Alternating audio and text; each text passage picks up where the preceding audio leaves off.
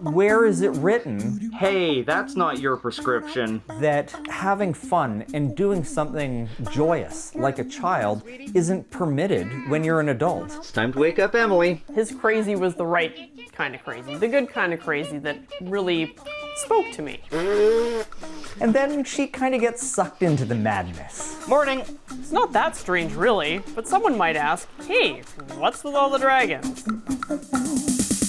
If you think having 140 scorches and over 200 dragons in total is a lot, then maybe you'd think that's weird. The day that we have too many dragons, we're probably just going to be buying a bigger house. Can I get a muffin? Okay, yeah. Thanks. The dragons are definitely forever for us. You gotta share. Take a turn. No, hey.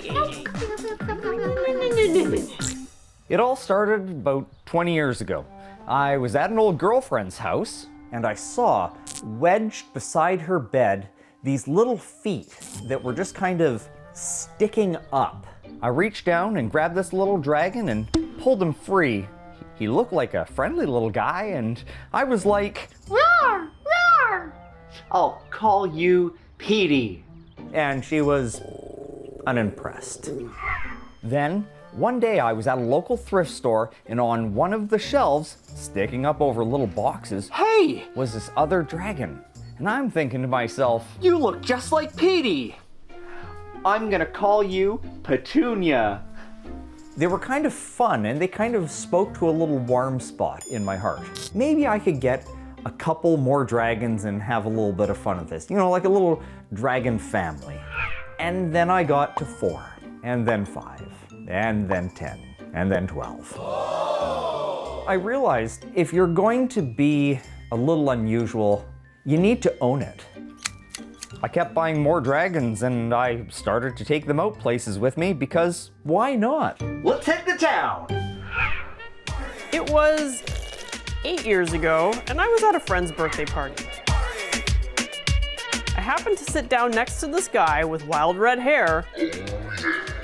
Gord took the liberty of taking this little dragon that was with him, putting it on my knee and saying, Hi, I am Scorchy. You could see that she was trying to process what was going on. honestly, I'd never been introduced to a dragon before, so, new experience.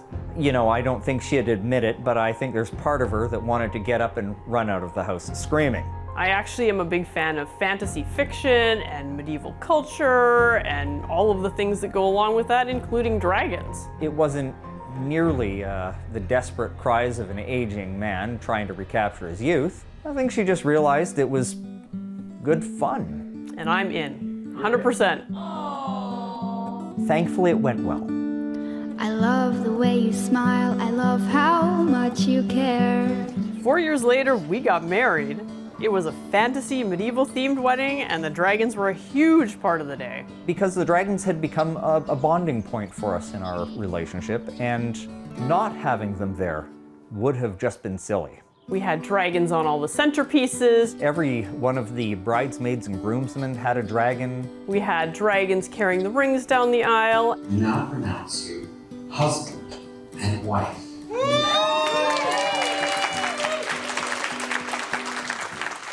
We even hatched a fresh dragon out of our wedding cake. We called the dragon Emilord after Emily and Gord because we're sappy like that. Our dragon family grows almost monthly, I'd say. And with over 200, it gets a little challenging to keep track of them all. We had to give them all names, otherwise how would you address them? These guys get into all kinds of mischief. They're always trying to get and make themselves a coffee. Actually went to the bathroom one time and came out to a ginormous lineup of dragons. What? I was only in there like 2 minutes. If they get ticked off, don't be surprised if Big Tube Dragon springs out and bites you right in the face.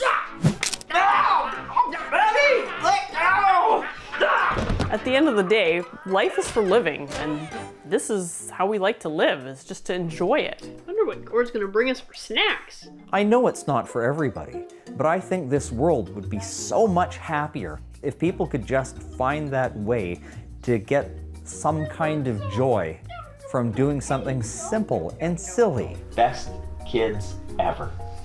Yeah. Not me. Well, sometimes you are. Nah, nah. No. Bad. Bad.